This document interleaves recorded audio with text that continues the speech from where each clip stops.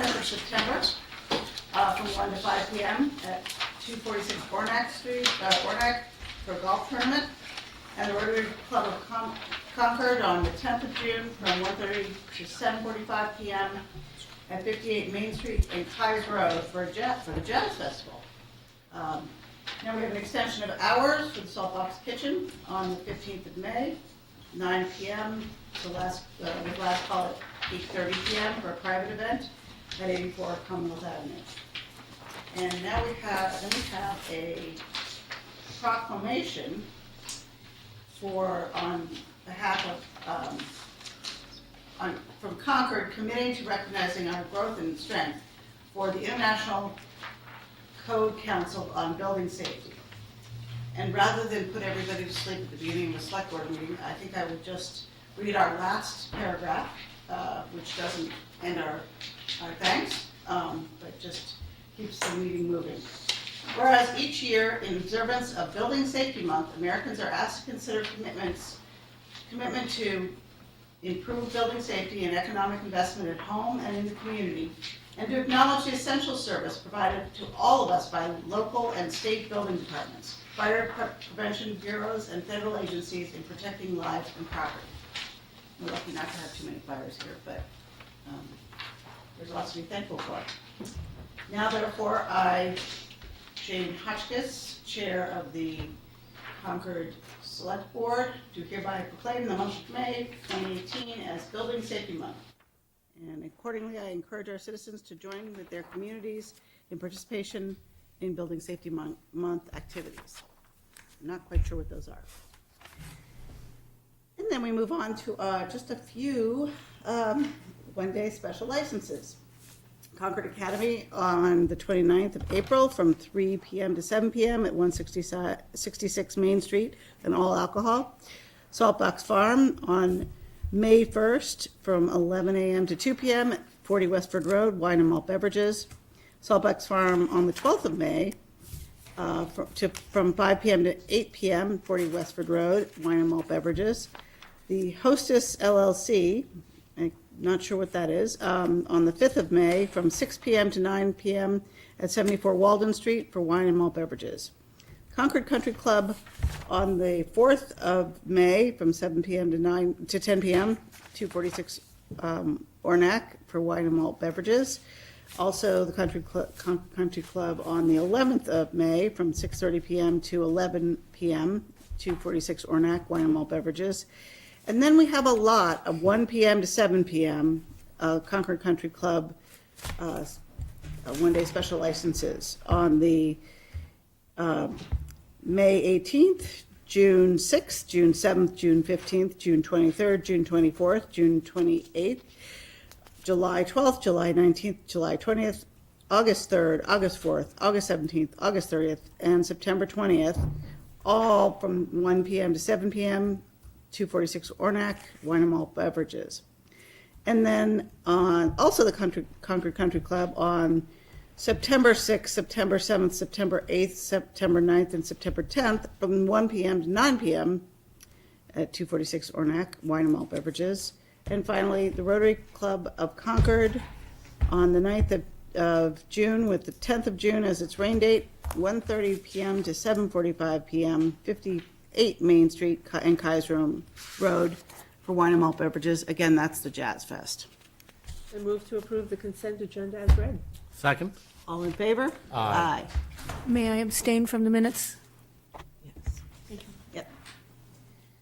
Okay, and I want to welcome, and I should have done this at the very start, our newest select board member, Linda Escobedo. She joins us here tonight for the first time officially, and while we miss Steve, it's great to have you. Thanks very much. I look forward to working with all of you and to serving the town. Mm-hmm. Great. So next on our agenda is to elect a new select board chairperson and clerk. Do I hear a nomination for chairperson? I move to nominate Tom McCain. Second. All in favor?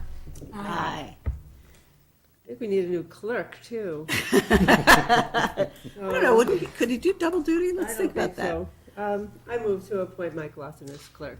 Second. All in favor? Aye. And there, I pass the torch.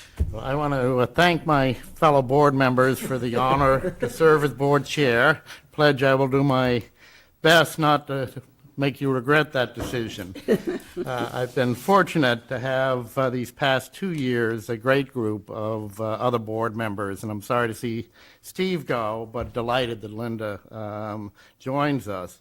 I've also been fortunate in my 2 years to see both Mike Lawson and Jane Hotchkiss as examples of the chair of the board and hopefully learn from the experience.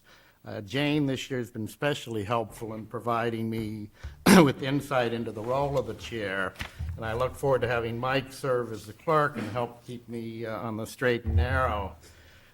Jane has demonstrated great discretion and patience as chair during what has not been an easy year. She's allowed the citizens of Concord to express their views on a number of topics on which there has been disagreement, and this has been to the benefit of the town. I fear that I lack her patience and have asked her to give me a gentle kick under the table when I display impatience or disagreement with the point being made. And as such, I'm now in the market for a used pair of shin guards. So without further ado, let us proceed with tonight's agenda and the town manager's report, which Kate will be giving us. That's tough to follow. Wearing your shin guards? No. So I'm Kate Hodges, the assistant town manager. The town manager, Chris Whalen, is on vacation this week, so I'm covering for him.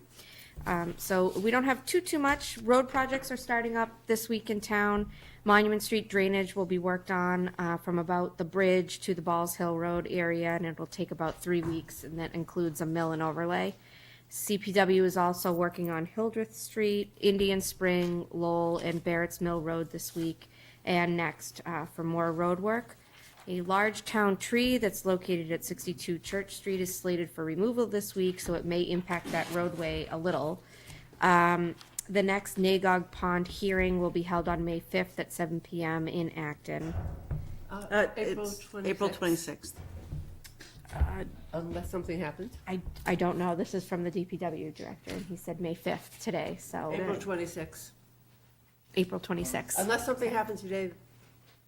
No, Yeah, April 26th. All right, I will write to him and make sure. he knows. Or maybe we're all wrong. Comments and feedback regarding the draft of the comprehensive long-range plan are due to Marcia Rasmussen, the Director of Planning and Land Management, by this Friday. The Building Inspections Division will be starting a pilot program for evening hours. They're going to begin that in May and run through November, and it will be on Thursdays. They'll be open until 8 p.m. And while experimental only, they believe the hours will help homeowners and builders in town have their plans reviewed and have more flexibility to speak with division employees about projects and designs, but they will not be doing inspections during those hours. The police department has partnered with the Natural Resources Division and will be hosting a discussion on the eastern coyote at the Willard School Auditorium at 7 p.m. tomorrow. And the focus of the discussion will be in resolving and preventing conflicts between humans and coyotes, including learning how to recognize coyote behaviors and appropriate methods of interaction. And the presenter for this is Pat Huckery, who serves as the Northeast District Supervisor for Mass Wildlife. That is it. Any questions from anybody?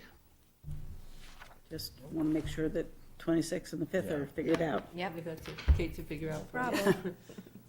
Well, we now, I guess, will move to a public hearing. I will just announce for the record that this meeting is being recorded by CCTV, and that anybody who comes to testify, we would ask that you identify yourself and speak loudly into the microphone so that the TV can pick you up, and also people here can hear you. So with that, I believe we have, do we have anybody from Verizon to testify? I believe there was somebody going to be from the Concord Municipal Light Board? Atlanta. That's very, Yep. Did Sure. Yeah, if you would If you don't comment. Well, we have to open the public hearing. Meantime, shall I move? Move to open the public hearing, the poll petition Verizon and Concord Municipal Life Plan 200 Lexington Road 9A, Cambridge Turnpike. Second. All in favor? Aye. I'm Jeff Cosgrove, production engineer for the Concord Health Department. Good evening, everyone. Assistant Town Manager, members of the board. Good now? Just in place of Verizon, we're basically looking at relocating an existing pole along Cambridge Turnpike. This pole is labeled Pole 5. It is basically, the issue with the existing location is that with the Concord Museum project, part of their driveway, essentially it's in the way, and they've asked us and Verizon to work with them to relocate this pole to the easterly side, towards the Lexington Road side, in a temporary location. Temporary. Temporary. Yes, So temporary. how long would you imagine that pole would remain there? That really depends on the CPW's or the Public Works project, because this section of our roadway is to be undergrounded by old utilities. Right. So I prefer not to give a time frame on that, but Yeah. that is part of so it would be a temporary relocation at this time. And it's temporary because the road is going under major construction, all the utilities would be underground. That's correct. So it just unfortunately doesn't work out to be at the same time, but a little bit of overlap. Anybody have any other questions? Who pays for this, the pole? Certainly. Typically, if it's a third-party applicant, such as a museum, they would be responsible for the charges of the new pole and for the cost that Verizon or the town would potentially adhere to. If it's a Verizon or town request, typically there's no exchange. And how long does it take to move a pole? It really depends on all the utilities involved. To set the pole, it's really just a day's worth of labor at the most. And then from there, it starts with the highest utility that's on the pole, which would typically be the town electric department. And from there, that would be transferred, followed by Comcast, and then followed by Verizon. It's a busy Just- road, so. Yeah. Yes, Yeah. certainly. So what do you do when it's a busy road? And is the road closed for a day while you're doing it? No, we just we work with the Concord Police Department and and the public safety officers to schedule details and to make sure that the crews stay safe for sure. But that way, you can at least keep the road open. Avoid rush hour. Yes, that would be Both ideal. ends. Certainly. That's the goal. Okay. Anybody else? Thank you. Thank you. Anybody from the museum here would like to speak? Please, yes, come forward.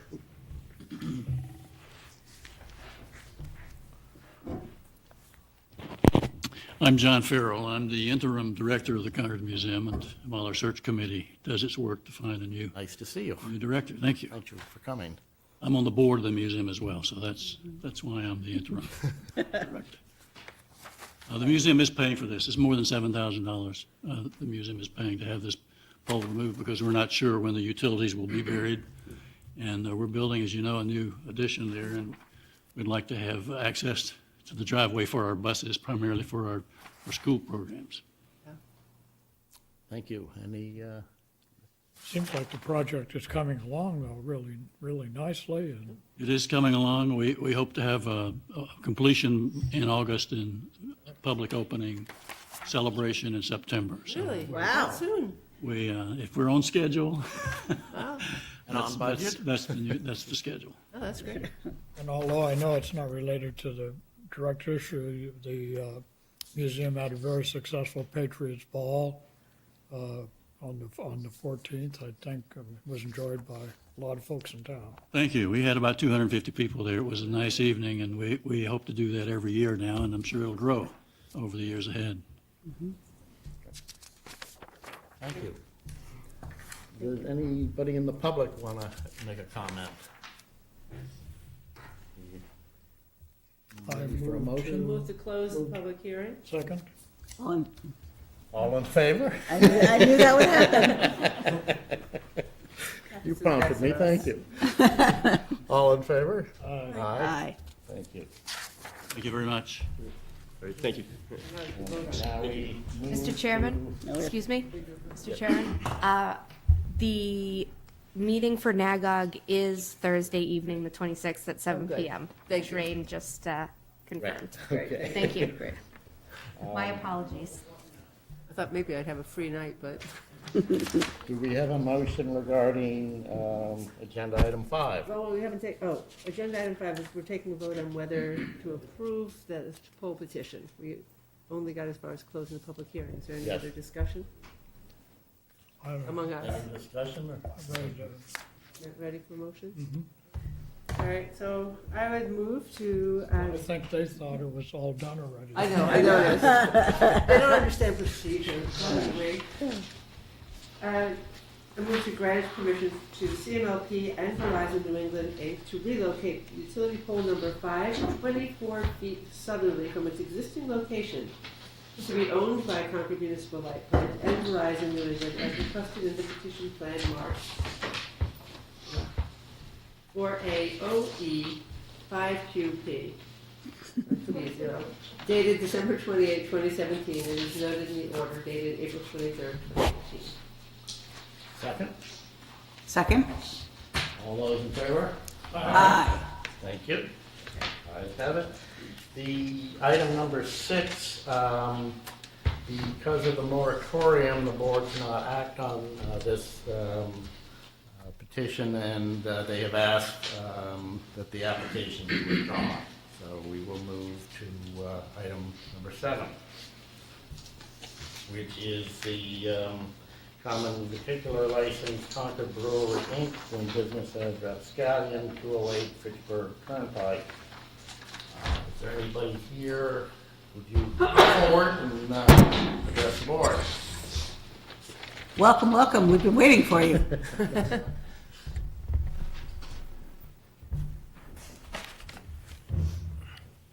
Thanks for having us. Thank you for appearing again. It was a long you could 6 just- months, but we're here. Address where you are now and what you're looking for. Correct. My name is Peter Daniel. My twin brother and I own the company in Concord Brewery. This is Carlos, who's our general manager. He's at all the locations with me. And then this is Michael Toronto, the Toronto family. Tom couldn't be here, and he's the property owner and landlord. And just for the record, in case you guys pick up on it, in the application, the convict, Gina, is the manager on duty, but she apologized. She couldn't be here tonight. She's got taken an extra day from last week's kid vacation. They're in Virginia visiting their other kids, so. But she'll be the manager on duty as well there. I think she's already been approved as manager, Great. so that I think, yeah. we're all set on that. Right, okay. And so it's basically, it's a change of name as much as anything that we're dealing with. Correct. I think we've already approved all the usage and the people who are going to be managing it. So anybody have any questions? Do you have all of your other licenses? I know that the Board of Public Health and, Correct, yeah. So since we were last year, and I can't recall, maybe it's been 6 months, it was fall. So that was the process. We had to, with their direction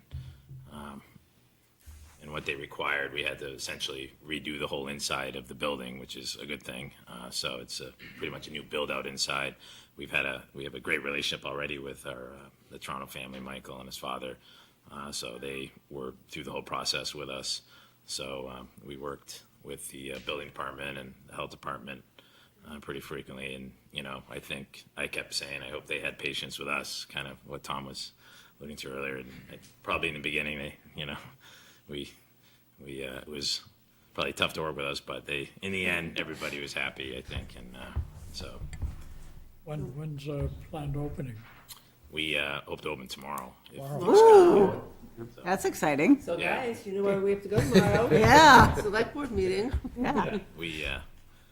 So we got approval about 10 days ago to at least start doing test kitchen stuff. So we've been in there after the board of health said, you can start practicing, which they were very understanding of saying, hey, you guys got to, get ready, because when we knew this point came, we'd want to open immediately. because like anything, it's staff and utilities and rent, it all costs money, so. How similar will the menu and offerings be to your Acton location? Yeah, it'll be a little different. It'll be very similar model and culture, but the food will be focused more on seafood, raw bar. We'll be doing Belgian beers exclusively for that location, as they go very well with that type of food category. But very, very similar as far as, what we do at our other 2 locations as well, as far as culture and business model. Just different menu. Great. I look forward to it. Yeah. Anybody in the public would like to make a comment regarding this topic? Yes, we're ready for a I'm motion. ready, yeah. I move to approve the application for a common victualler license for Concord Brewery, Inc., doing business as Rapscallion. It is currently designed and approved for seating of 57 seats. Second. Second. All those in favor? Aye. Congratulations. Yeah, congratulations. Having you in Yeah. Concord for a long time. Yeah, it'll be nice. It started here almost 20 years ago, so Great. it's nice to come full circle.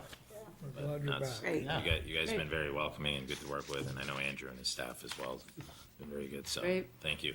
We probably met Gabby White, and Yeah, so, yeah. she's usually pretty helpful. Yeah, no, it was, like I said, we're not, we were calling ourselves Dumb and Dumber during the whole process. We say that often to her and her staff in the building, meaning like, we're not, we're not general contractors by trade, but we did a lot of the work. Yeah.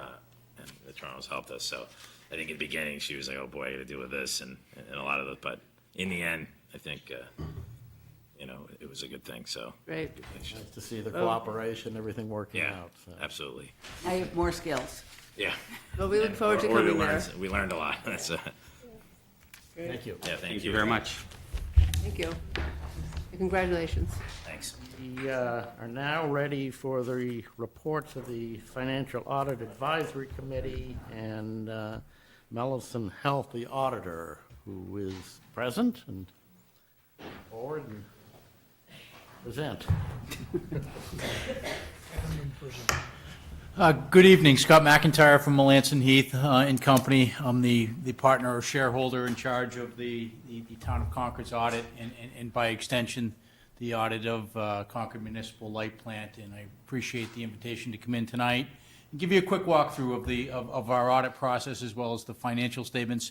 It is not our objective to walk through the entire comprehensive annual financial report or CMLP's standalone financial statements.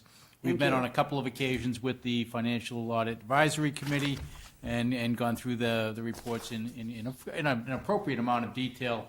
And tonight is really just designed to be an overview. And we think the most important communication that we can make to the select board or maybe in other cases the city council isn't so much to talk about the numbers, but to just give you an idea of how our audit of your financial statements went. And, I'm very pleased to be able to report that our audit of your financial statements, and again, that includes CMLPs, went very well.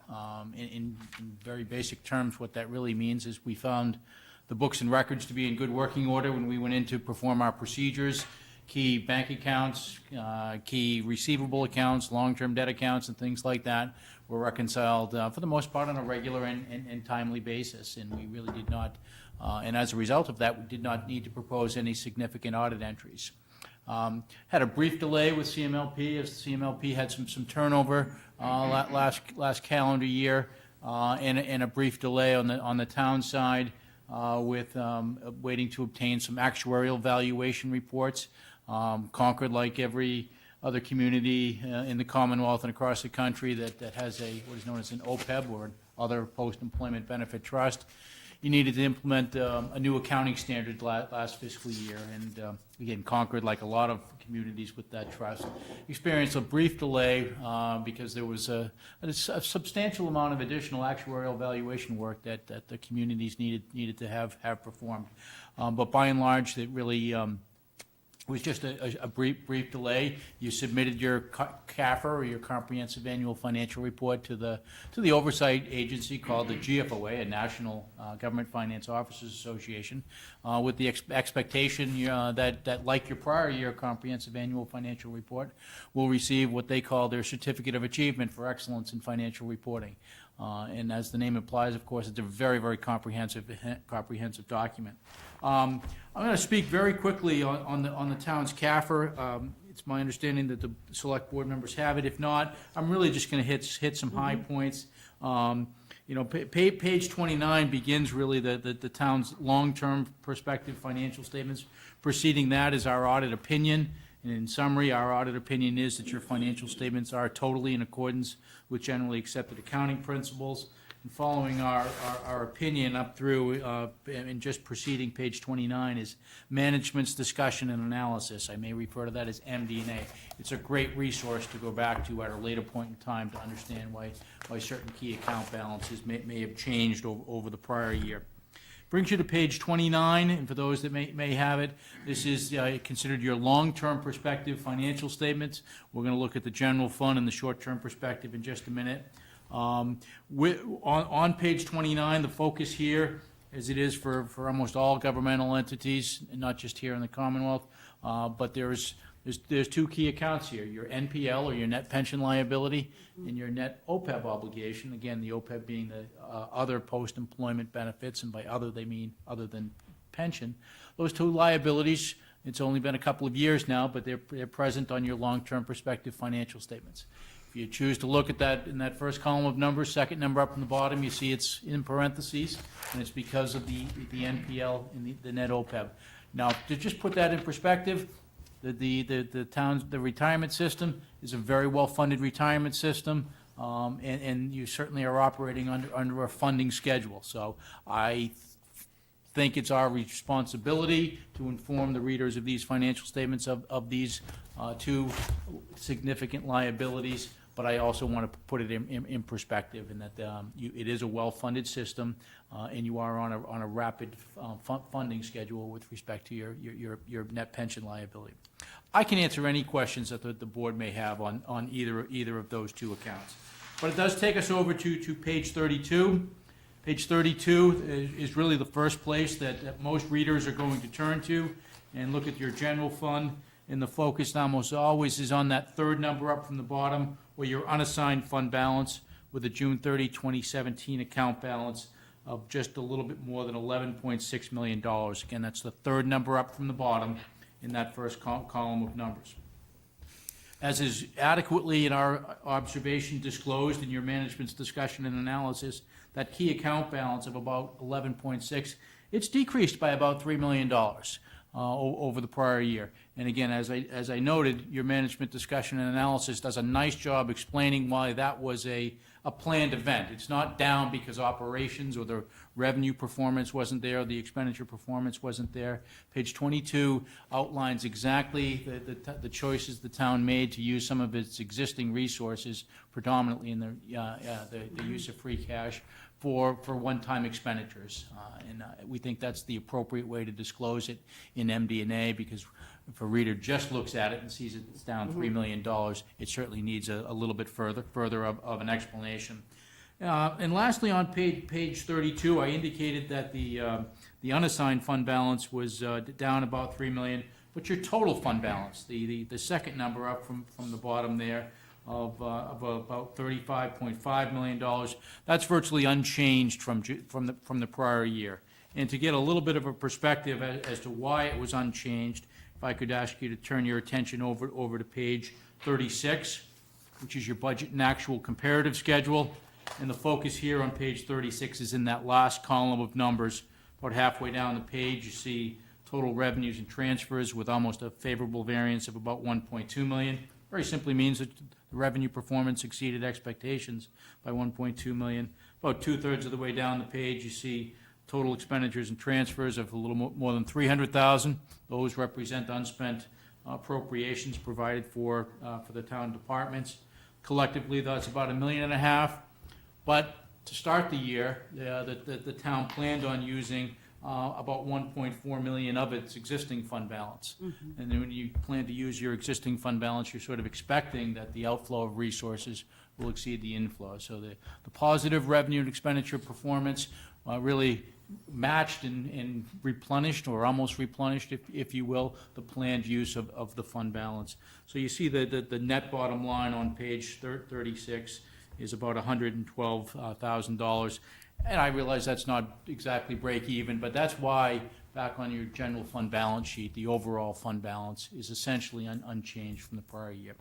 There's a wealth of disclosures in the notes that reconcile not only the various bases of accounting, but also between the short-term perspective financial statements and the long-term perspective.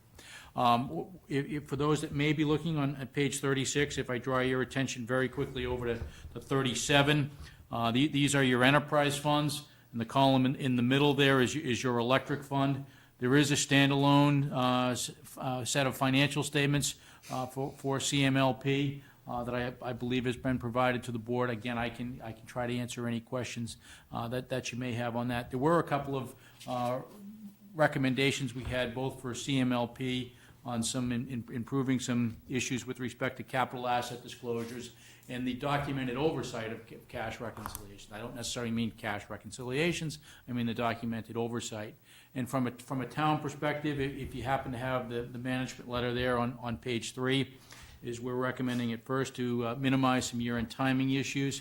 I talked a little bit about OPEB, and then I imagine it will be talked about even more in the coming years.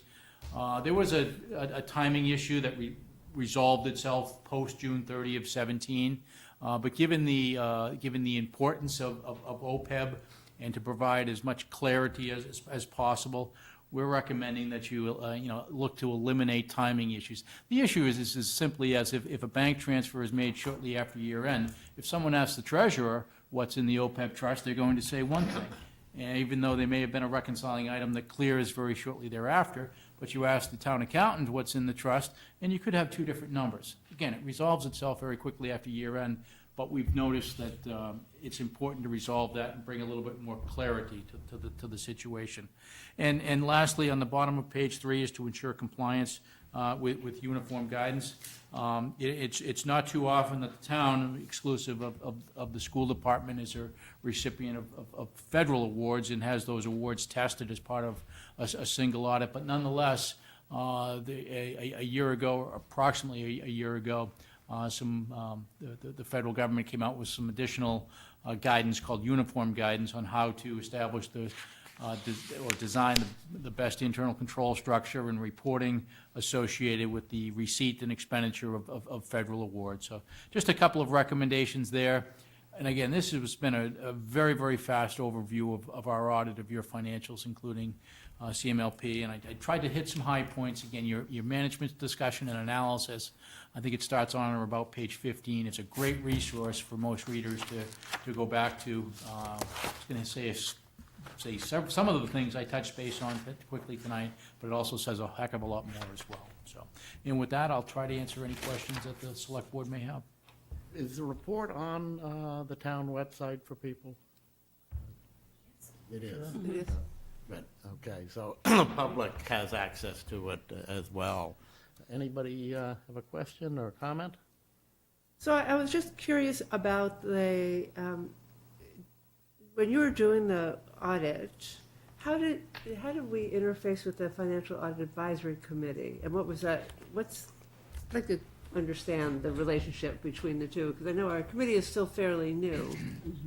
This is, I think, our second year and a full year in existence, third. And we meet, like Wendy Ravelli, Carol Wilson, Wally Johnston, Arthur Fullman are all part of the financial. And you. And me, audit committee. We meet periodically, and we've met with Scott and his team for the schools, for the light plan, and for the town audit. And I think it would be fair to say it's fairly extensive and detailed discussion that we've had with the auditor and his team. And then we've raised issues. I don't think we had any in your packet. You had reports from the audit committee for all three of the entities. and Scott will be at the school committee tomorrow night, giving them an overview. Essentially, our report sort of laid out what this select board had asked a financial audit committee to do. And then we have brought to your attention, I think, in previous years and this year, issues that have been raised by the auditor in their management letter, and you talked about them for the town, including the timing variances at the end and ensuring compliance with uniform guidance. I think we've had fairly extensive conversations with this year with the life plan in particular, in addition to the discussion we had about the auditing. There were issues raised by the audit committee around the rate of return at the life plant, and also the level of unrestricted cash. As you may know, the town has a policy or a guideline about the level of free cash that we would like to see, both a minimum and a maximum. And we're within that bound now. But the life plant does not. As a policy, the life plan. Does not have a policy. And so the Financial Audit Advisory Committee has recommended, and I know Wendy is on the life plant board, and they're taking up the matter. We're discussing that because we think as we're setting We Yeah, should if have, you could come up. and- Wendy Ravelli, 42 Bow Street, Concord, a member of the Light Board. So the Light Board's been discussing the unrestricted funds that we have available, particularly in light of discussions we're having around setting rates. And we, as a board, feel it's important for us to understand and have a discussion around what that cash needs to be. There's been some history of using free cash for building buildings, actually. So we need to have a real discussion about that and understand what's reasonable. We are self-insured. We're very mindful of the need for planning for any potential disaster, et cetera. So it's a discussion that started, and we hope to have a policy around that over the next few months. Thank you. great, thank you. So both the free cash level and the rate of return was something the audit committee discussed and made recommendations in their letter. So I think we met 5 or 6 times this year with some timing issues that caused us to meet a little more often. I would ask other members of the committee if they've got comments that they'd like to make. I would certainly like to hear them. Carol, Wally, Arthur?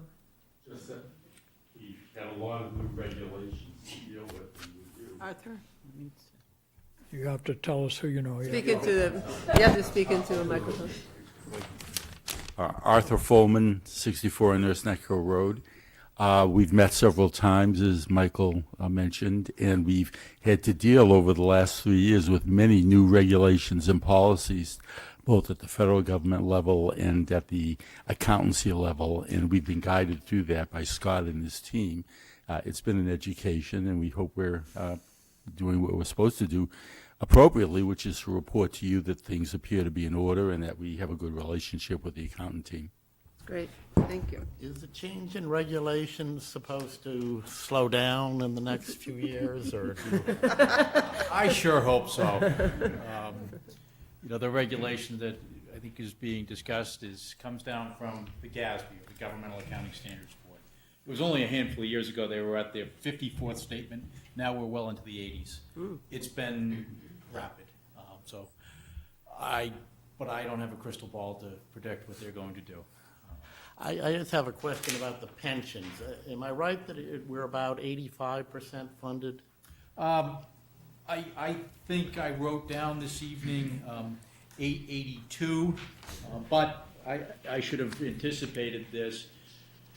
The 82 that I reference goes back to 12/31/16. So you'll have a new valuation that comes out that captures everything through 12/31/17, and it may be that the funding percentage goes up at that. I thought I saw that we were about 85, and that was the high end compared to a lot of the other cities and towns around. Are you talking But I'm about not- OPEB? Or Excuse me? is that OPEB that we're, I'm not quite sure I understand what we're, The pension liability of the town.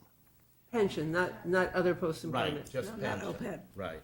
Okay, And I didn't hear it, that's what I was asking. I Sorry. saw it was, there were a few others at 85. There weren't many above that.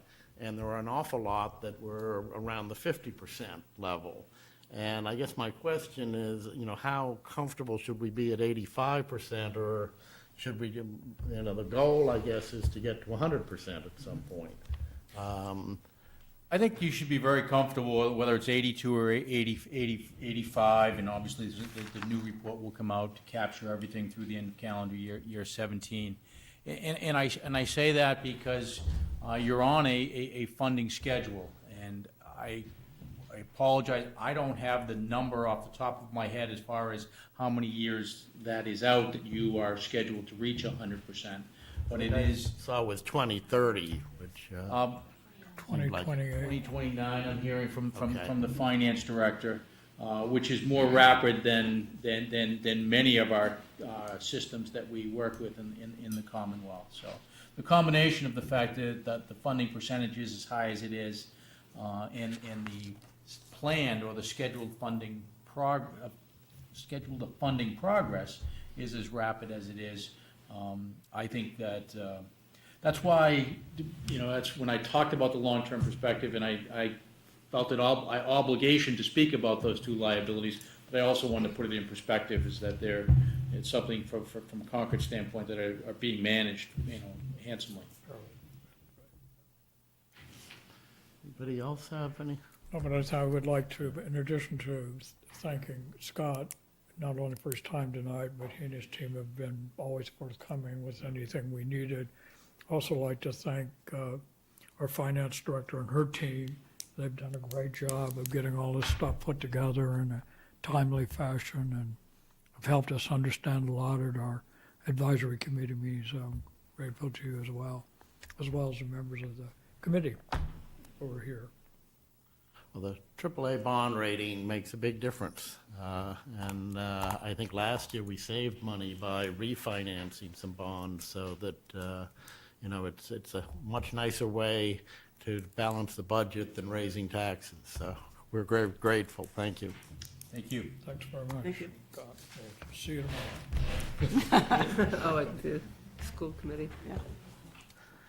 We are now ready for the discussion of scheduling the special municipal election. Carrie, this has to do with the, particularly, the opt-out of the marijuana, the Warren article on that.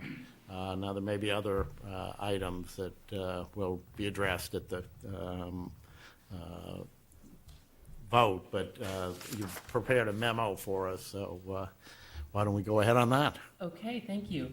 Kari Maitari, Town Clerk, and the memo that I'm presenting is fulfills the second part of a two-part process for the town to opt out of, or decide on whether or not to opt out of the non-medical marijuana establishments. The first having been satisfied with the affirmative vote for the bylaw.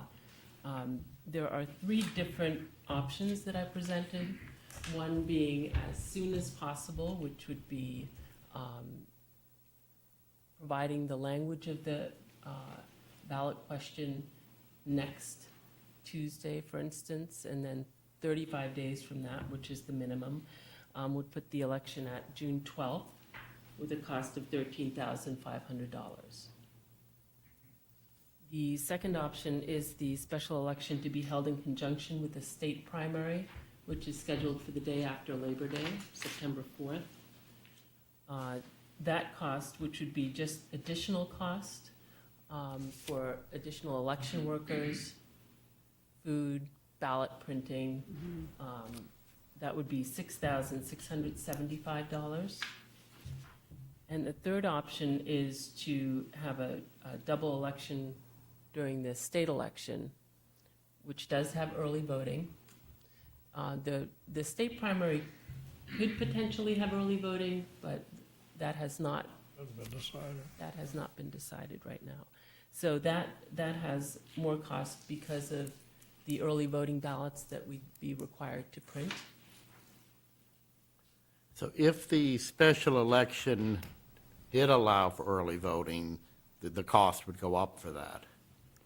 Right, if the special election happened in conjunction with the state election, we would have to provide early voting for that as well.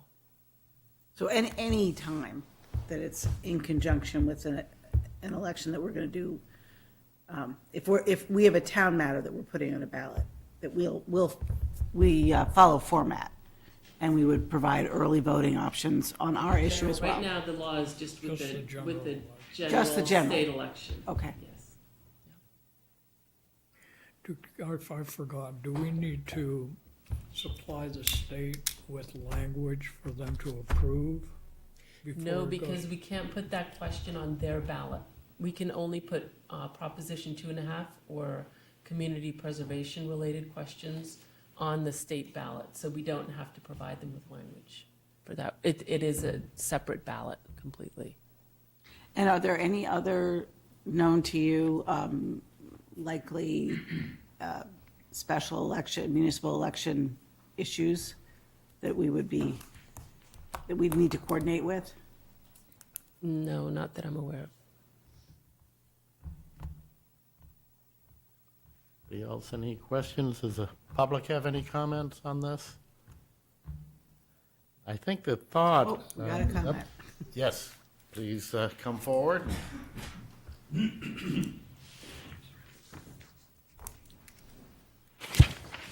Hi, Wally Johnston, 1479 Main Street, member of the school committee. Not speaking for the school committee, but speaking with knowledge of the school committee. It may very well be, it would be valuable to coordinate with the schools around this issue. I'm not sure if there will be something, but we did pull an article from the warrant at town meeting, and that may come up again. So depending upon what happens with special town meetings and that kind of stuff, we may have something we would want to put on that ballot. So are you suggesting that that would be a reason to not go for option one, which would have as early as June 12th being a, I don't want to, if you want Election? to do June 12th for this, I'm just asking whether you would prefer. I can't say, we have not voted on Okay, anything, so I just know that it's in the office. been discussed, so I wouldn't hold off on what you think is the right approach, but I would keep that in mind. Okay, Thank you. Thank you. And notify us if an issue does come up, so we can coordinate it. Think about it. We have miles to go. It strikes me that I'm not sure if I see the advantage of doing it sooner than later. The advantage of later is we get to see kind of what other communities are doing, what the Cannabis Control Commissions, their regulations, perhaps a little bit more detailed, and we, in all likelihood, would have a higher number of voters. Well, I think the number of voters is probably that and not spending more money would be the two reasons to think about delaying it. I would want us to talk to the planning board because they're going to have to go forward as irrespective of, well, as long as there's an unknown, they have to move forward as if December 31st is their deadline. They may choose to do that regardless, I don't know. But if we're delaying this until November, that's a different planning horizon for them. As I understand it, the issue can come up at any future town meeting to allow for retail, so. But as I said, they may decide. decide to put in the Yeah. regulations. It's not a bad idea to have them Right. anyway, so Right. that'd be the way I would look at it. But, Yeah. I don't know what other people's thoughts are.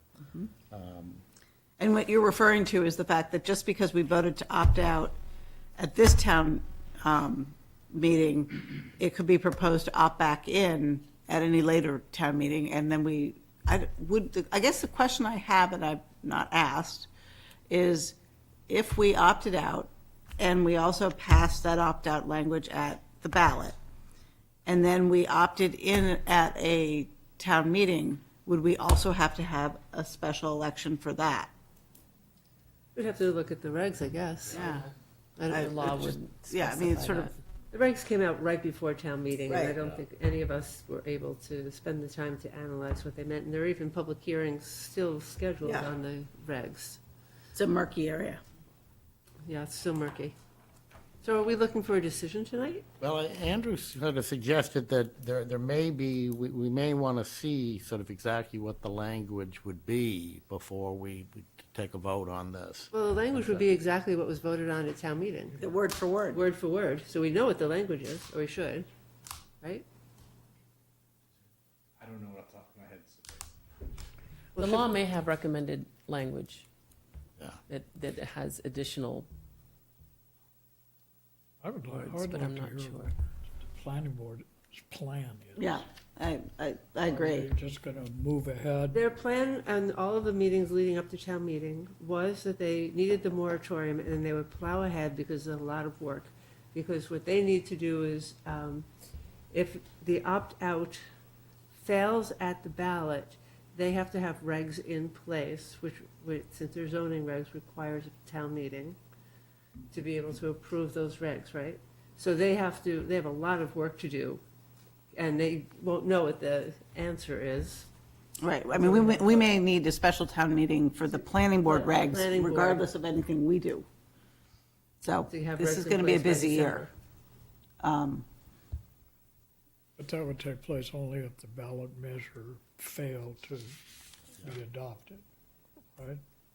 If the ballot measure chooses to allow retail sales, Then we'd have to have a special town meeting. But if it Yep. banned establishments, well, then still need the then- regs in place. Right. Then the town would need to have zoning bylaws about where and how, they'll need public hearings, public meetings to determine. wouldn't need to have a special town meeting then. Well, it depends on their schedule. It depends on whether or not they want to make sure their regs are in place by a certain date. No, but if the town votes to ban establishments, Right, to continue the opt-out. whatever time we plan to do this, then there's no reason to have a special town meeting to approve Right, regulations. right.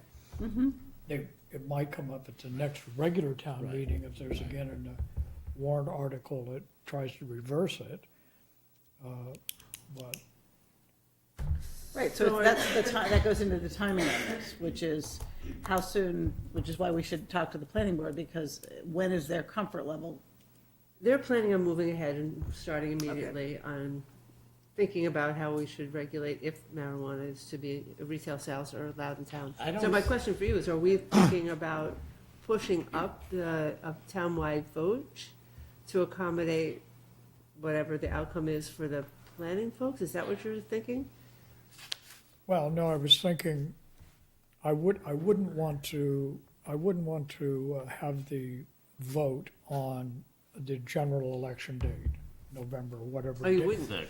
I wouldn't, Oh, because then we would have to have a special town meeting sometime Right. between then and the end of the calendar year. We'd have to get going on it, right? And that seems to be a pretty compressed window to try to get all of that organized. so that's an interesting point. I mean, I was holding out thinking that was probably the best date for us to hold a townwide election because it most likely have the largest Largest voter turnout. Yeah, I agree with that. And the day after Labor Day, unfortunately, I don't know why the state decided to hold primary elections. It's not a great day, right? People are just getting back into town. They haven't been focusing on state elections, let alone our own There's a town. lot going on locally. I mean, we have our state rep there's an election for that. Right, We have the Congress Congress. and women's election. But this is a as well. primary vote, so fewer people vote in primaries, especially the day after Labor Day. They'll come out and vote in November. So the question is, if the idea is to try to potentially help the planning board in scheduling, which they haven't asked for, we should think about whether that would be an argument for Right. moving up the date for a townwide vote before people Exactly. go into a summer vacation mode. So maybe we can put that question directly to the planning board for Alice, you're the liaison. And then we can vote on it perhaps the next meeting. Do we have that information, do you think? Well, So if we vote on it the next meeting, if the planning Then board, then the new, sooner date changes. the sooner day is no longer June 12th, it goes more, another 2 weeks into the summer. well, school's still in session though, so I think folks are pretty much still in town. Isn't school in session year-round this year? A lot of snow days. So Well, a special town meeting calendar might be useful for you to look at to see what the public hearing dates for planning board, because that's what really adds to the timeline. Right. That first notice has to be posted at least 2 weeks prior to they open their hearing. So what's the elapsed time between we're gonna have a special town meeting and we have it? At least 3 weeks. I was going to say 5. So if it's in November, Probably more where like I don't even 5. think we have time. Yeah, well, because we So have to really a consider 5-week the- planning yeah. time horizon is what we're hearing. Yeah, Right, so that's not, and we're so not that gonna do rules it, out no, the we general Don't election. wanna do the general. makes it very tight. It makes it tight. It depends on what venue we use for special town meeting. If it's the auditorium at the high school, although it's not popular, that one is easier.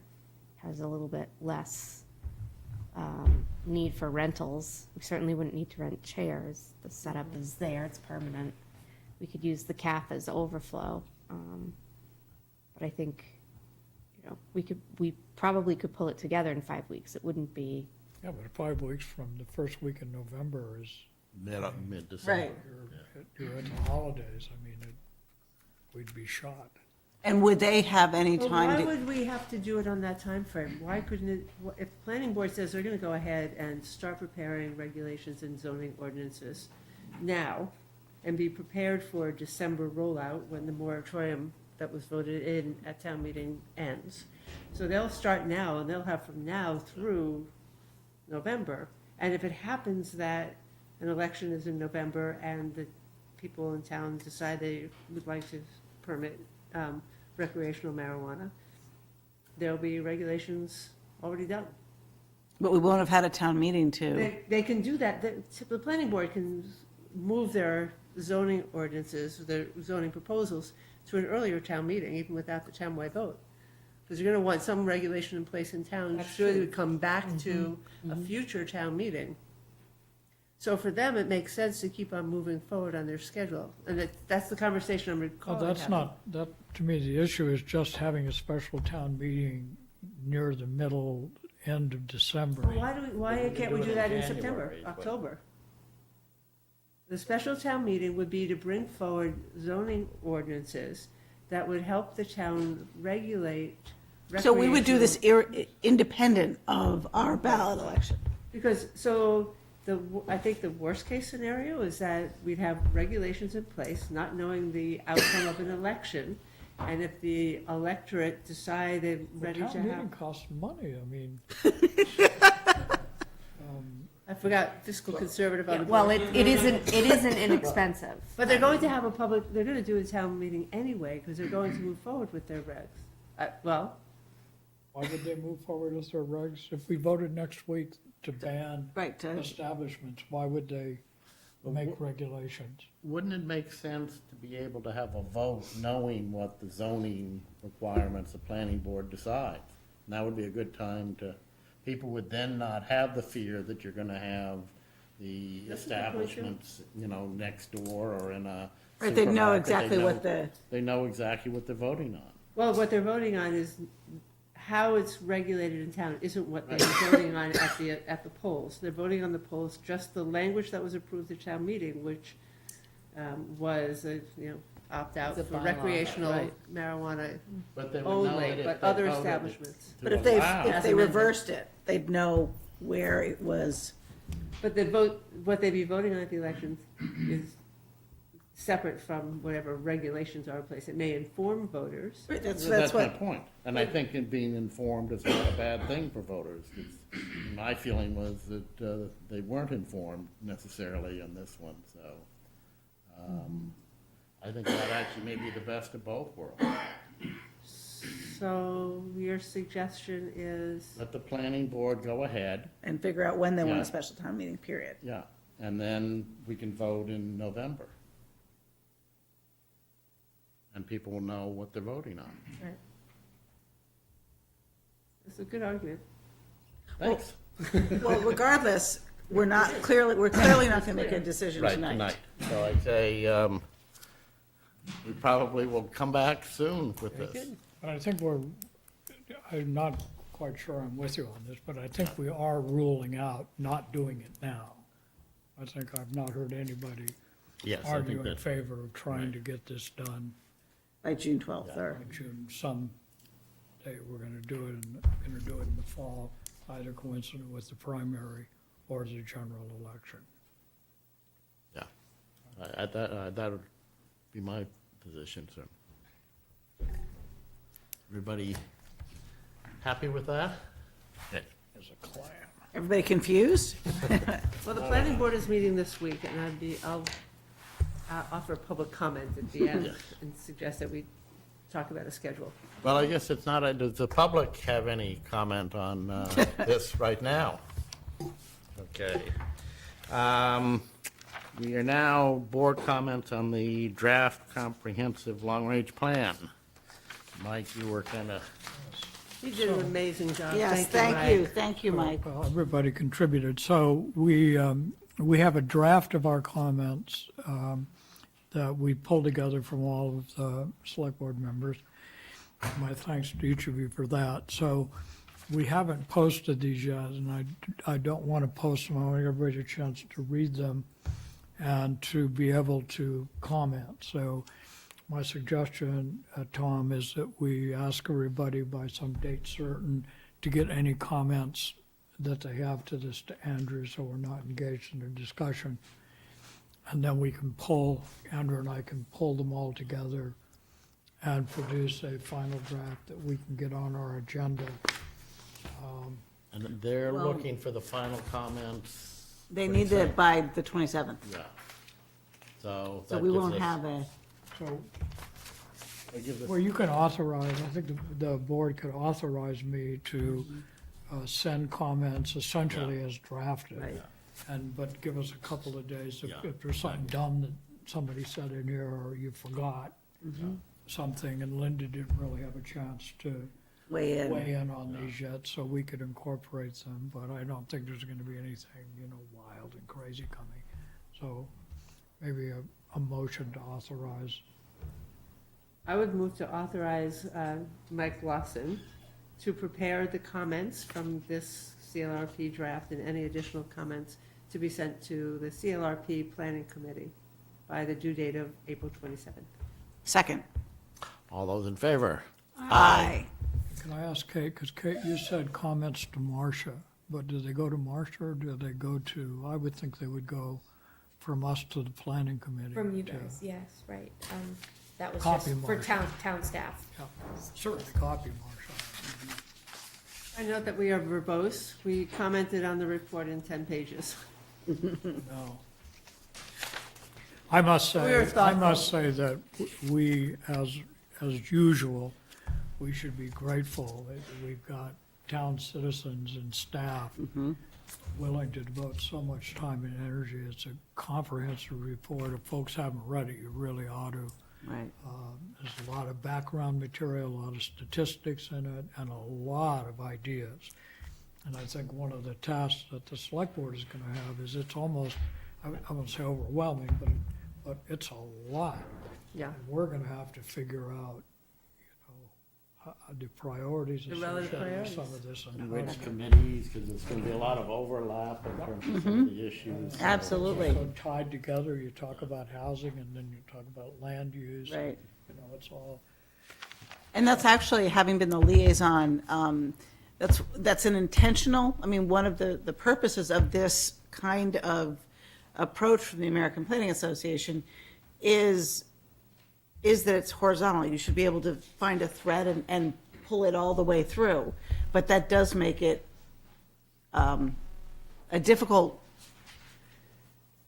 it's a lengthy and difficult process to boil that down into something that looks like what we're used to, which is, this is what we're doing.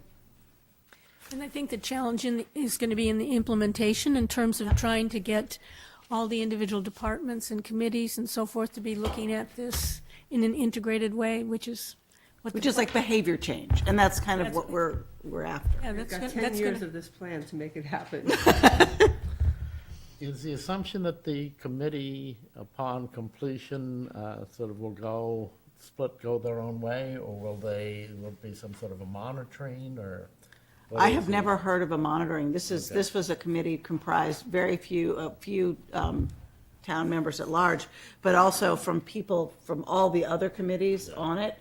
And I think once the stamp is done and it lands in our lap, I think that it will be done.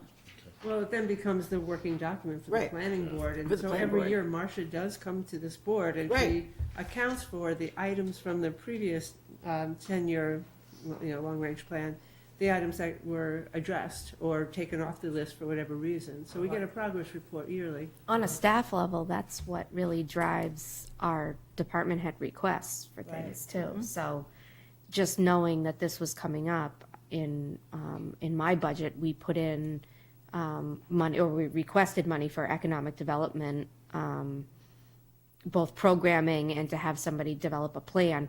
It wasn't ultimately funded, but those are the type of things that I think we're going to be seeing, not just from my divisions, but from others too. Anticipating the kind of recommendations that are going to come through.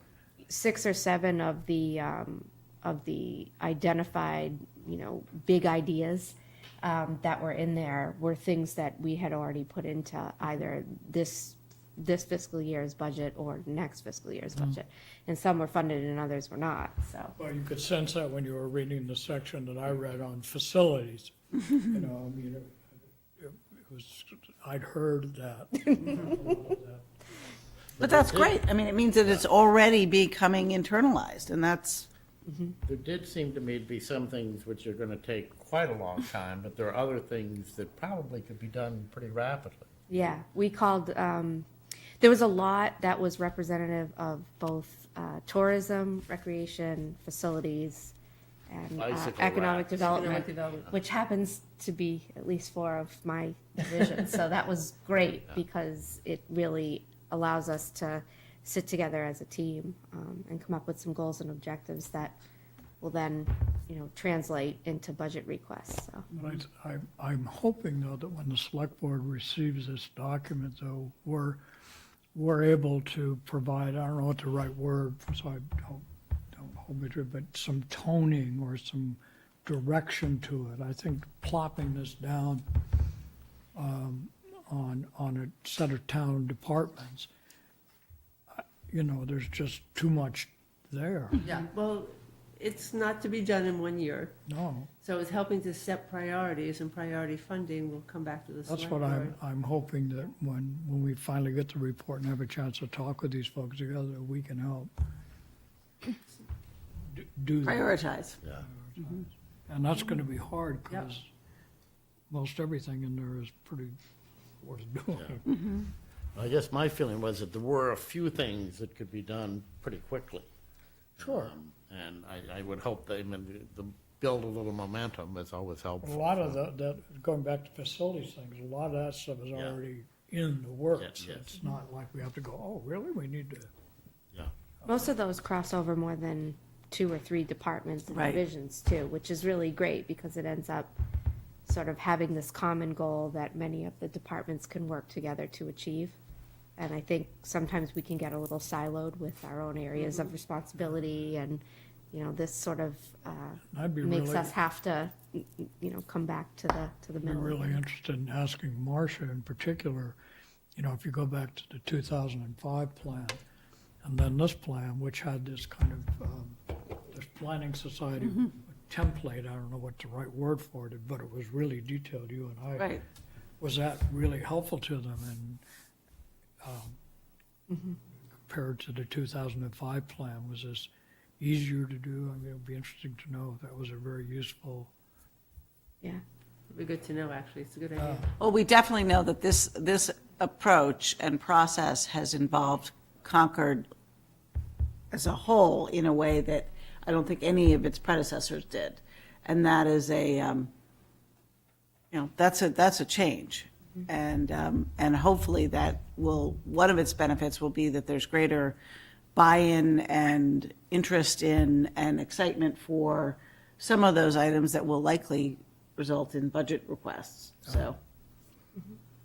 Once the committee gets the draft information, what is their anticipated time to have their final report? There's a public hearing this Wednesday at Right. 7 o'clock at Willard School. Everybody in town should be there. Everyone in town should be there. There won't be parking, though, for everybody, which is one of the items. So there will be, so I think that's the next big step, is taking this draft report to the public for comment. Now, I think all the town, your town departments have commented on the report already, or We're finalizing. finalized, Yeah. right. Yeah. So all of that, somehow these guys are gonna, really, the 27th, they'll have time to get that in, huh? Okay. And then once all of that takes place, the final report should be Well, by- they'll outline the next half of the calendar in Okay. terms of actions and planning. Because there's a lot of work that has gone to this point, and a lot of work, as Gary and Elise have said, now in some respects, they're just getting started on their heavy work. This has been a lot of idea generation up until now. I think the plan is to have another draft, which probably, most likely won't be the final, but within a month. Right. Okay. And there's some other things that I've been working on. You can see when you read the draft that it says insert something here. And some of that has been a progress that we've been making and that Marcia's team has been working on while other people are reviewing the meat of it. So I think the next draft that you'll see will be different. Okay, so comments to Andrew by the 25th. Yeah, Yep. That's Wednesday, yeah. Get this all tomorrow. so I can get this done to the committee by the 27th. Great. Fair enough? Okay, we have our marching orders. Any public comments at this point? We'll move right along then to the board liaison reassignments, or new assignments in Linda's case, for 2018, 2019. There are a couple of pages that were in our packet. I will be taking the, I guess as the chair usually does, being liaison to the Finance Committee and also to the Concord Carlisle Regional School Committee. And I was going to offer to take several, because as the outgoing chair, I've had those, which means my load just got significantly lightened. So I'd be happy to take the Historic Districts Commission and the Bruce Freeman Rail Trail, and Probably the PEG Access the PEG Advisory. Access Advisory, and then perhaps the two cultural district Yeah. pieces, which would tie into some of the other things I've done, and I've been working with both. I can do hats. Okay. And there would also, you probably the Junction Village Open Space Task Force, or is? Sure. The one, I don't know if you've had a chance to, but the one committee that it's going to have long lead time, and I think continuity is going to be really important, is the 2229. Yep. Yeah. You know, I think the two of to those, the new kid. the Yeah, the other, the nuclear 2229 and metals, the planning. property reuse planning committee. Yeah. So I think Alice can't be on either of those. Right, Does they that only have a year left. make sense for you, Linda? Now, It you're does, yeah. fairly heavily involved with the housing. You would, I think there was some thought some of these regional might make sense not to have Linda in the first year. I think it's hard. It's a hard position to be in, to be the regional representative to our either 13 towns or 4 towns until you're comfortable and knowledgeable. That would be my thought, and, there's a lot of committee work. that may be next year. And those were the hats? Hats and HFAC. Would that be something that you might take on, or? I can do them for a year. Yeah, Sure. Do which now? hats and. I'll do hats. Okay, so Mike's got hats. I would do hats. So would you Okay. do HFAC? Sure. Or- Yep, I'll do that one. Are there any committees that you want, Linda? Things that you're particularly interested in? Council of Aging, if you want White Pond, you could have that. Anyway, Public Works, I'm sorry? Public Works. Public Work, oh, you can't have that. Oh, no. All right. I was gonna say, now the real stuff Oh, gets no. revealed. Yeah. I waited too many years for Public Works. All right. Yeah, I wanted planning board for a long, I had it for 1 year and then it was removed. And she wouldn't let me have Board of Health when I got on, so All right, it's tough. I love my committee. I'd like to finish that Minuteman Building Committee, because we might be done in Yeah, be done by about, maybe. And who is the Community Preservation Committee? I currently do. You do. If you would which prefer one? that, I mean, had that, and, So, You're familiar with that. I'm familiar with Exactly. that. Which one? That might make a lot of, okay, CPC. sure, Oh, Yeah. yeah, you should jettison stuff like that. yeah. I would say the CPC, so I used to do Council of Aging, really like them. That might be a good one. You can't do Your list Council is of now Aging getting very long. I was just gonna say, yeah. I'm happy to take the Youth Coordinator Advisory Board. But now your list is getting long, isn't it? Or not? Do you still have Well, room? I think some of these things are going to be, like the Cultural District Advisory Committee. I mean, some of these are more work than others. So I've got Bruce Freeman, Historic Districts, and the 2 cultural districts. I think Youth And pay. Advisory only meets quarterly anyway. Right. What do we've got, in addition to this stuff, we've got a new cable, Cable TV Advisory. CCTV. Yeah, that's the what- PEG. I took PEG that. access. PEG access, is that what you call it? yeah. Okay. And then we have to decide about whether or not we're gonna have a committee on resiliency, or we're gonna fold it in, but we're gonna have, part 2 of the Energy Futures Task Force. Yep. Yeah. Which I'd like to take that one. The Junction Village open space. I'm gonna do Junction Village.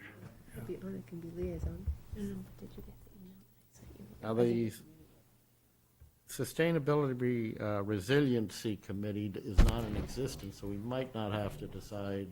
Well, we might not do it either. I mean, remember the warrant article said a committee or As add part to of it. something. And we've got the one that's more critical for us to get a charge on is the part 2 of the Energy Futures Task Force. And my suggestion is that we write that to see if we can include resiliency in that. There is a draft that we've been working on since town meeting. So that's great. I think we have Yep. Kate's can do- comments today that I didn't get to Yeah, read and yet, if so we that'll be can ready do for our that, next meeting to circulate. And, Alice would be a great liaison to that, but my only concern about that is this is her last year. Right. And I know whatever this is, it's gonna have a tail on it. But But she's you a- get us but going. she's in the Maybe you right can direction. start it, Just and got I it would be started happy on- to to take it from take there. that. Okay. Since not all of these are going to probably. So Andrew, did you manage to? What are you doing with dog park, Tom? Are you I keeping think that, Tom or? is. I'm keeping Don't you that, think yeah. So Tom? what are you keeping, so we know that you're giving up rail? Okay, I'm trail, keeping the Board of Assessors, Okay, Commission on Disability, okay, the Concord Public Schools I'm adding to, finance. the committee. Library Committee, Finance, Library, and the Dog Park. Okay, Finance. so we need to Finance, find yeah. someone to take Council on Aging, Historic Districts. Linda was I took taking Historic Council on District. Aging. And Jane took Jane. Historic District. I didn't raise my hand for that, but it sounds like that's what I'm doing. Too bad. It's not all Here, democratic. Tom, it's your job to assign.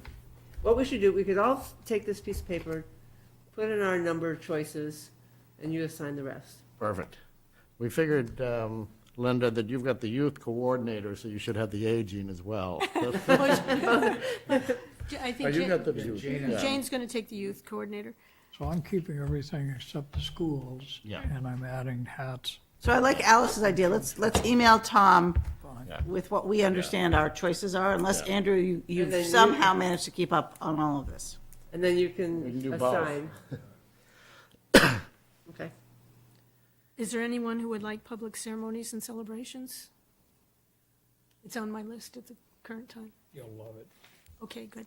That's actually, right, it is one of the more fun, and Yeah, and exactly. one comment. Council on was that- Aging is fun too. I love council on aging. I think you're really gonna I like it. did that for years. And they have snacks. Oh, the enticements here. Well, I think you've got enough to just produce. Yeah, just to be the, right. And you'll get pulled into things that you, No, I know, yeah. No, Okay. I've seen. So- So the list you read is firm, right? You're set. Is that Yes. right? Yes, Okay. And that included the Finance Committee and the Library Committee, correct? yes. Okay.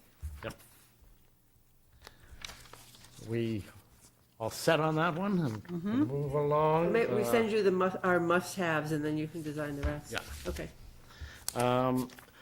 Excuse me, we now have the review of the status of the dog enforcement order.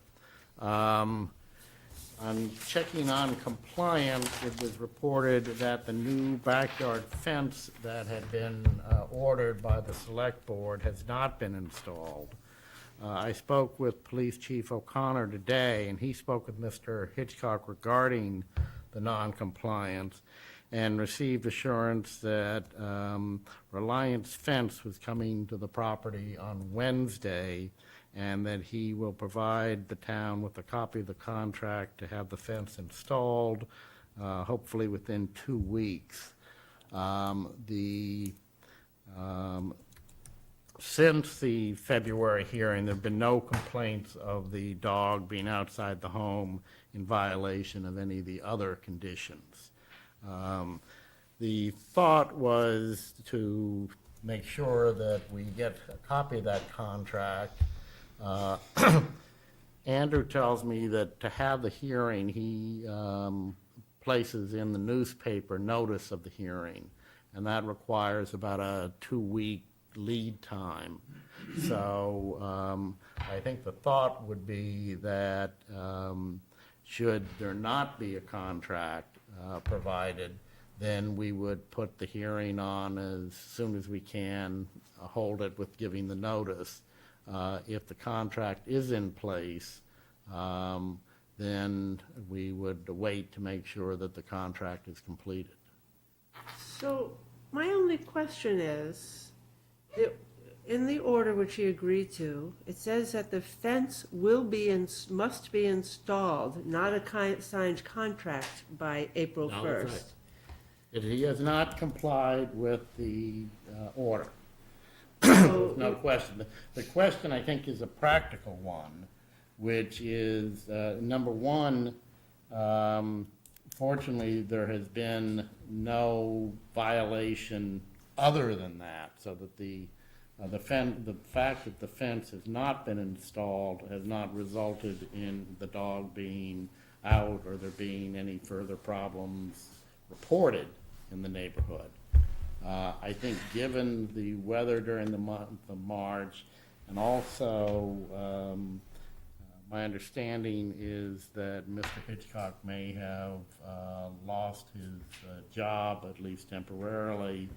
I think the question comes down to kind of, what do we do at this point, just on a practical level?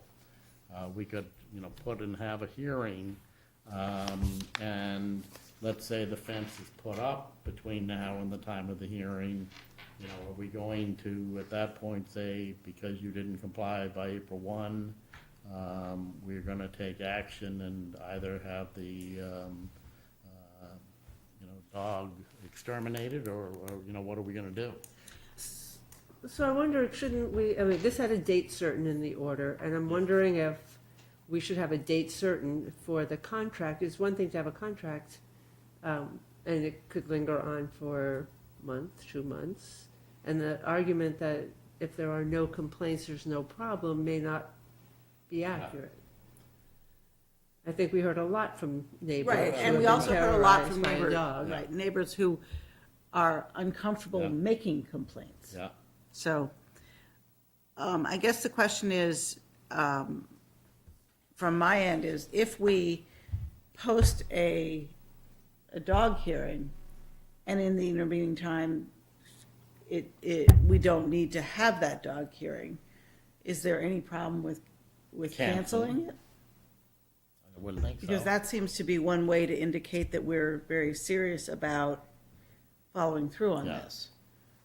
Well, I think the fact that the chief himself spoke to Mr. Hitchcock kind of, one would hope that the message was pretty loud and clear. But I don't, He gave us his assurance that this fence would be in. right, by At a the- public hearing. By the Yeah. deadline. yeah. So the fact that he's now telling us that it's gonna be in by some other deadline is, Skeptical about it, yeah. well, I don't know exactly how to view it, but I don't think we should just say, okay. No, I, So I think we should, if there is a date certain that the fence will be in, yeah. I would suggest that we schedule a hearing at a date proximate, but after that assured date, and we Well, I think publicize it. certainly if there is not a contract provided, we move forward as soon as we can give notice and have. And you said he had a contract? No, he No. says they're coming on Wednesday Wednesday. in order to, provide the contract and I guess tell them, see what's going to be required. I'm a little disappointed that after hearing the amount of concern from the community about the fear of this dog, 2 months have gone by and there's no contract. He could have had a contract in February Yeah. or March to meet an April 1 date and postpone the contract implementation, but to be starting now. Well, I don't feels- disagree at all. The question gets to be, how much What do do you you do? punish the dog for the dog owner's negligence or inability to follow through? And I don't know all of the, where the details. He hasn't come as soon as he found that there was an issue and said, I've got this problem, is it okay? Let me speak to somebody and deal with it. But I'm afraid that's kind of the nature of the person, that that's why we had the problems In for the first 5 or place. 6 years in the first place. Right, and to echo Alice's point, I do think we also owe, in our actions, resolution to the entirely full room Yeah. of neighbors who came and spoke. Yeah, Because it there were wasn't, over 15 of them. yeah, it was, It wasn't a minor. and one of the themes of everyone's comment was, we don't ask for help anymore because we don't believe it's ever coming. And that's something that I take seriously this isn't about an action anybody in this board Right. wants to take. Yeah. And I think most dog issues start and end with the owner. Yeah, I no, mean, you're that's- correct. So, So the plan would be to see what happens kind of this week, and if we have a contract and the date, I would expect the date should be within a couple of weeks to have it installed. If it's not, Is that what he said? It could be installed in 2 weeks? I'm not sure, the chief was the one that spoke to him, and I'm not sure to the extent that the details Did of you have any- when it would be. Is what? I just heard what you heard. I talked to the chief, who said that. I would recommend that we set it one date certain this Friday to have a copy of a contract, and another date certain 2 weeks from this Friday to have the fence installed, and then to schedule a hearing at the next Yeah. Monday. So that would be the 21st Of- of May, be a month May. from now, because that will give me enough time to put the newspaper ad in and also let abutters know about that okay. as required. But it's again 2 parts to it. It's Yeah. a contract by this Friday in the hands of Chief O'Connor, and then an installation of the fence as previously required, no later than 2 weeks from this Friday. And then to schedule a dog hearing for May 21st. I guess I'll make that in the form of a motion. Second? All in, All in second. favor? All in favor? Aye. Aye. All in favor, aye? Aye. Yeah. Okay. Any public comments? Then we move to committee liaison reports. Linda, I would be surprised if you had one, so. I actually, I did attend the Concord Housing Development Corporation. And they potentially need 3 new members, so anyone interested in going on the Concord Housing Development Corporation, please put your green cards in. And I also know that the Concord Housing Authority is also looking for people who are interested in going on the committee. Right. Mike? And the Housing Authority is an elected position, correct? So Well, there's, it'll be an interim position that'll be jointly appointed by the Select Board and the Concord Housing Association until the next town election. I met with the Pollinator Committee, but they didn't have quorum. But we are, after tonight's meeting, the committee will be at full strength. And then I met with the Ag Committee on Thursday night, and we have some nominations for that. They're deep into their planning for Ag Day, and had a pretty robust discussion about financing and a possible food truck. So What day is Ag Day? It's usually September. September. September is usually the 9th, 10th. I don't think I have it written down. And the select board, Yeah, I was going to say for to many years Linda, has had a who doesn't know. presence. Yeah. Do our little table there. It's a great green card day. I think it's the 9th. I could check. I have. Saturday, or is it Saturday or Sunday? Because Saturday is the 8th. Could be the 8th. Could be the 8th. And it's also Saturday. the day that the police and the fire department have their, I don't know what the official day of it is, but all kinds of activities for kids, and it's great. They lock them up and have fun. No, I don't lock them up. The first year the chief was here, he had I don't know, kind of a dog it's called, but a dog that can sniff out explosives, and he brought it from the MBTA where he'd previously been and put on a demonstration of the dog finding some dynamite, I think. So it was pretty cool. The kids loved it. So They gave out ice cream. they give out ice cream. Oh, you remember the important things. Would you have therefore attended? Yes, absolutely. Okay. Want to go? I attended no committee meetings last week as I was on college tour. Uh-huh. Fun. I attended a lot of committees in the last week and a half or something.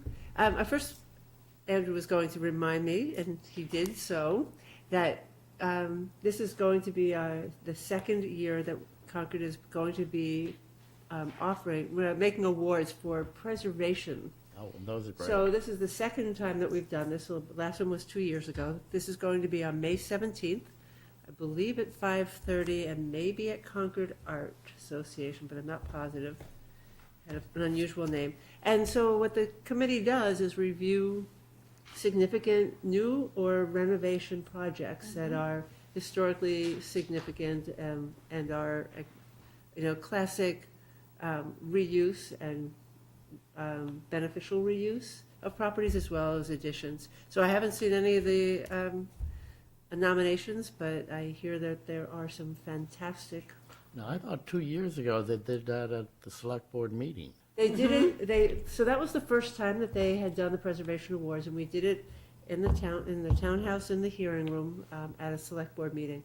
So this year they're having it in another location. We're all invited to go and to hear about the projects that are winning the awards this year. I attended the Minuteman School Building Committee just today, actually. I think you saw the photos from the topping off ceremony. The building, here's my news for the day, the building is on schedule and on budget. And it has a perfect safety record so far. So on safety, building I safety ask week. you, is it a preservation event, a nighttime event? It's a nighttime at 5:30 on May 17th. It's the Pasture Club. I think that's May 16th. I have it written down as the 17th. 17th. Uh-oh. Oh, 5:30, That's not good. well, it's not for us, great, but I think that's the date. Maybe, wait, take it back. We should probably look into that. Yeah. Yep. I may have the date wrong, if I'm Well, lucky. maybe we can have them It's come in the and clipboard. re-present it at a It's in the select clip? board Yeah. meeting Right. as well. Yeah. So we should look at the clip, I can't remember. So I participated in a walkthrough with the state, and I think you were there, and Chris and Marcia and Steve met with the state at Junction Village. And they are narrowing this year's funding for the construction projects. We are still in the running. It was a good walkthrough. We were able to, we had a strong show of force from the housing community, from the town, from the select board. They were quite impressed, not having been out there before, that there's a perfect rail trail that would go from Junction Village right into West Concord town. And they thought that was like pretty This is amazing. for tax credits? This is for the tax Tax credits. credits, right. This is for being awarded the tax credits for this year. So it was a good walkthrough.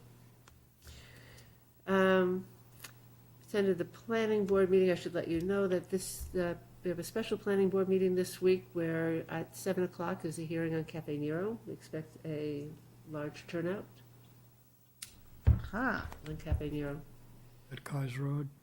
at Kai's Road. I attended the cemetery committee. What a great group of people. Oh, Aren't- I miss know. that. It's a great Yeah, committee. it's a great Oh. committee. So now they're working on their master plan, so it's, my comments are due on the master plan by the next meeting. Great committee, doing a lot of good work. They're working on the Melvin Memorial, getting it Wow. renovated. Whatever happened to the discussion of a crypt? That's still in discussion. Still in discussion? Yeah. Fascinating. CSEC is moving fast and furious to implement Heat Smart. It has a time-sensitive end date, and the end I saw sometime next banners summer. up over 62. That was, Oh, I didn't see those. I knew they were going up. There's one here too. yeah. I haven't seen it yet. That raised the issue whether we should have banners for town meeting.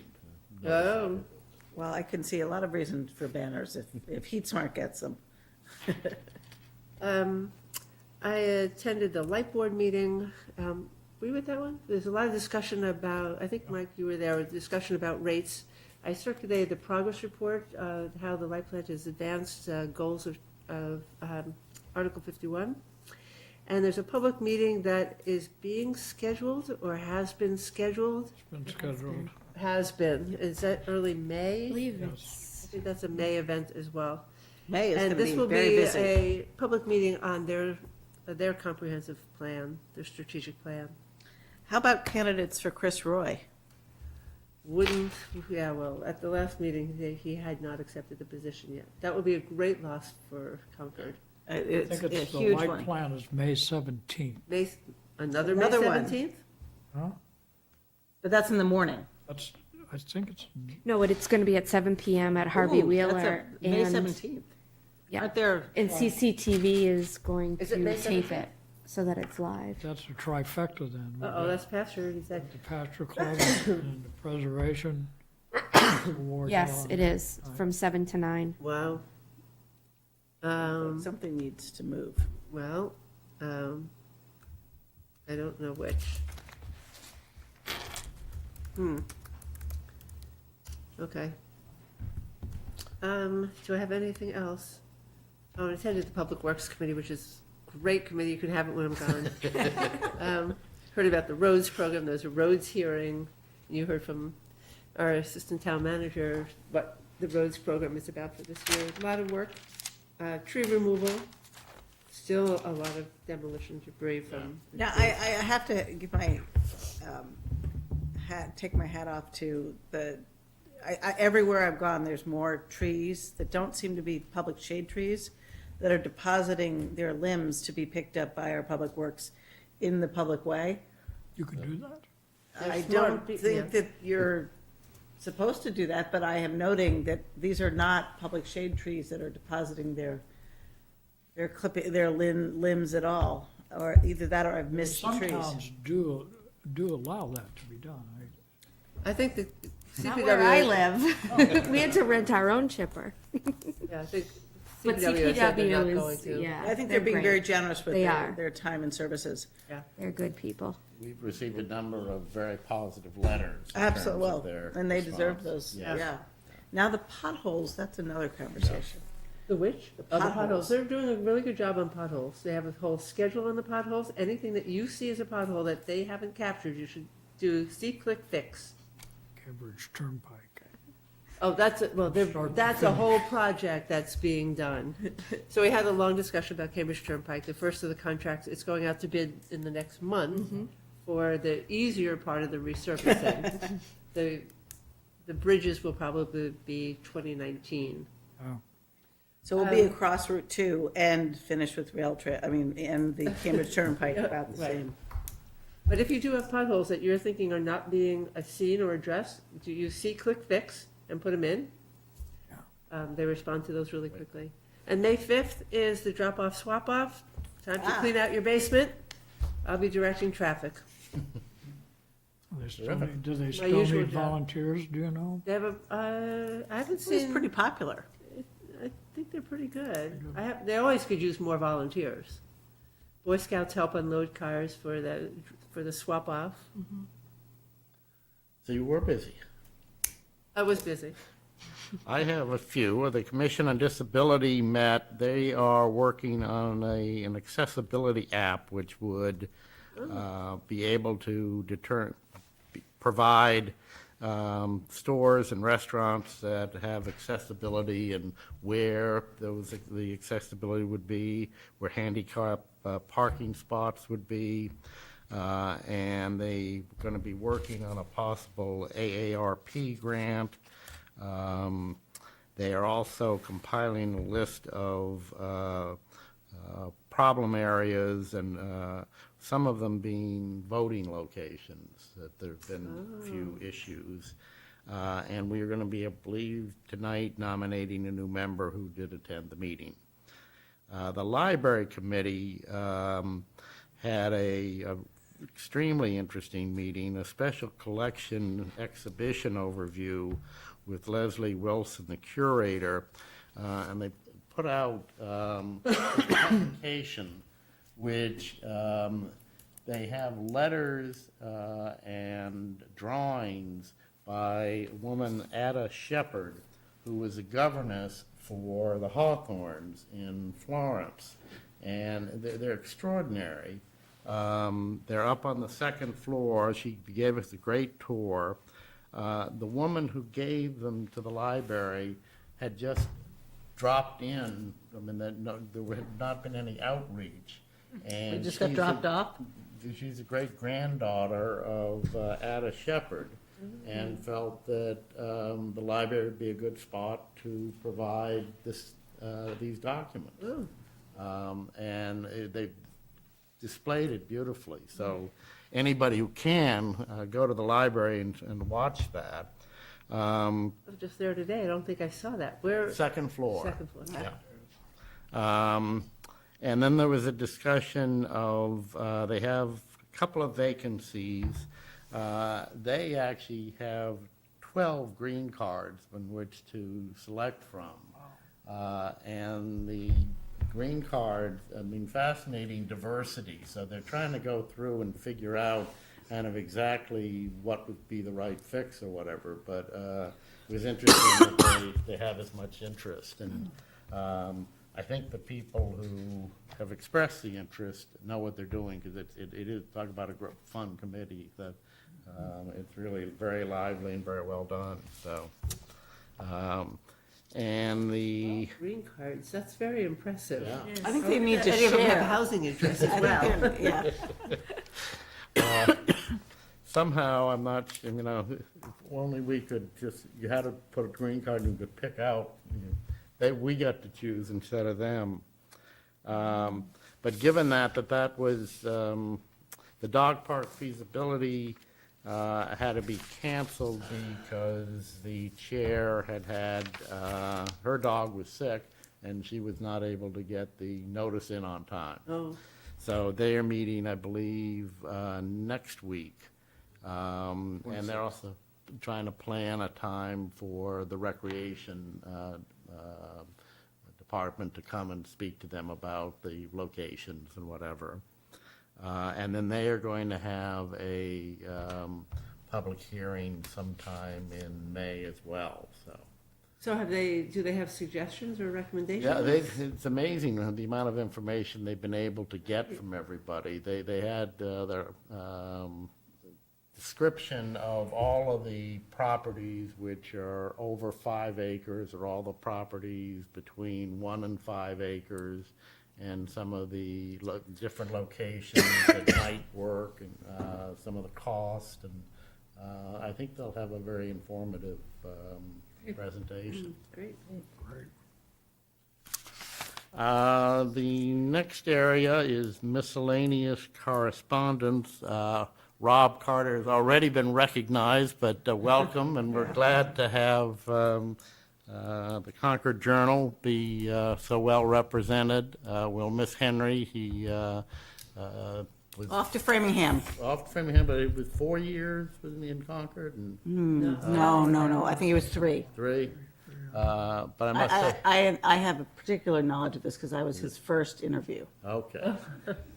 But he, I thought his, I don't know if it was letter or commentary in the Concord Journal couldn't have been nicer. It was appreciated. I don't know if anybody else has any comments? I know we're going to have a debrief of town meeting, but I think we should congratulate the moderator on a long but effective town meeting. And she did a great job. Yeah. And we'll get a chance to share with her at our next meeting. Is that Right, she well, She was away. Yes. look at your chair. Yeah. We also, I think there were a couple of reasons. One is we wanted to get as much feedback from Sure. as we could, but also we had a fairly full agenda for this evening as well, so. So I think we're now ready for committee nominees. Right. I think we have committee nominations. I nominate Ellen J. Hutt of 212 Katarina Heights to the Commission on Disability. Happy Godert of 606 Old Bedford Road to the Agriculture Committee as a full member. Joanne Lovejoy of 1689 Monument Street to the Agriculture Committee as an associate member. Second, Nominations don't Oh, need. you're right. second, yeah. jumping the gun. Thank you. And we have committee appointments. Should I go Yes. ahead with those? I move to appoint Brian Kramer of 820 Monument Street to the Pollinator Health Advisory Committee for a term to expire February 2019. Second. All those in favor? Aye. Aye. Aye. I move to adjourn. All those in favor? Aye. Aye. Thank you, everybody. Thank you. See you in a couple of weeks.